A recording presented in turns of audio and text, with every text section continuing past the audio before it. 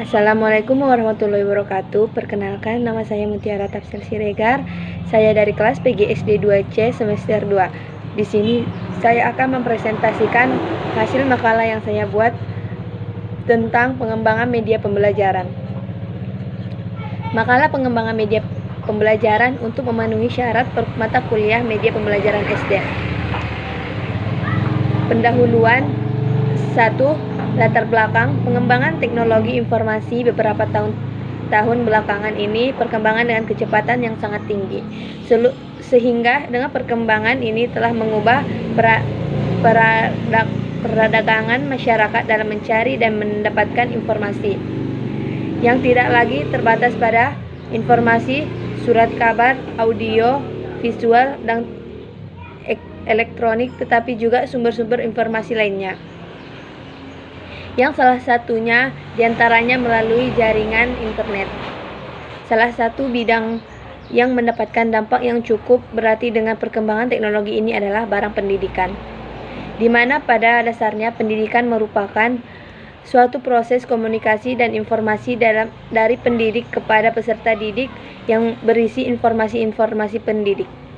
Media pembelajaran adalah salah satu unsur yang merangsang peran penting dalam proses pembelajaran. Media pembelajaran sebagai salah satu sumber belajar dapat membantu guru memperkaya wawasan siswa.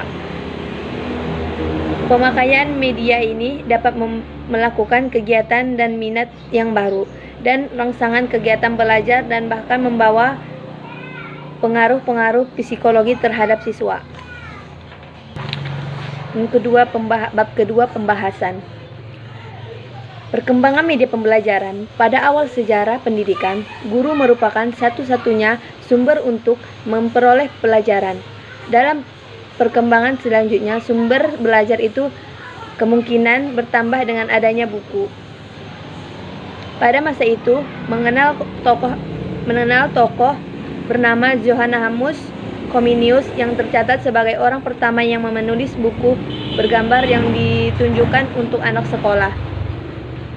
Buku tersebut berjudul Orbit Sensualis Pictures atau buku bergambar. Berjudul Orbit Sensualis Picture yang diterbitkan pertama kali pada tahun 1657. Pada mulanya, media hanya dianggap sebagai alat bantu mengajar atau teaching aids. Alat bantu yang dipakai adalah alat bantu visual, misalnya model, objek, dan alat-alat lainnya seperti foto, gambar, ilustrasi, sketsa, gambar garis, grafik, bagan, chart, dan gabungan dari dua bentuk atau lebih yang dapat memberikan pengalaman konkret, motivasi belajar secara mempertinggi daya saraf dan daya ingat siswa dalam berpikir. 2. Pengertian guru dan media pembelajaran. Guru adalah pendidik yang menjadi tokoh panutan dari identifikasi bagi siswa dan lingkungannya.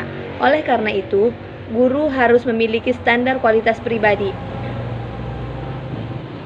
yang mencakup tanggung jawab, wibawa, dan disiplin. Berkenaan dengan wibawa, guru harus memiliki kelebihan dalam merealisasikan nilai spiritual, emosional, moral, sosial, intelektual dalam pribadi, serta memiliki kecerdasan dan pemahaman ilmu pengetahuan teknologi sesuai dengan yang dikembangkan. Sedangkan disiplin ilmu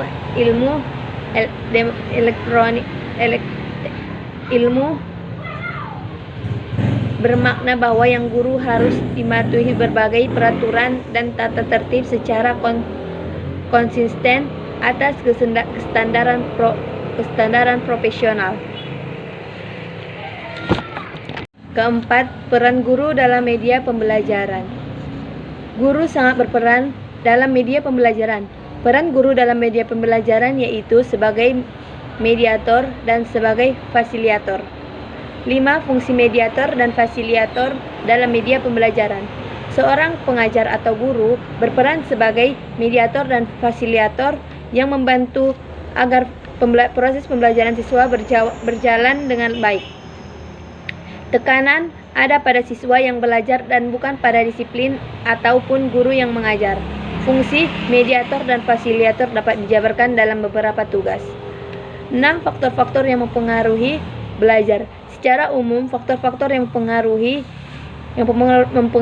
belajar dibedakan atas 2 kategori, yaitu faktor internal dan faktor eksternal. Kedua faktor tersebut saling individu sehingga menentukan kualitas hasil belajar, yaitu faktor internal dan faktor eksternal. Bab 3 ada penutup.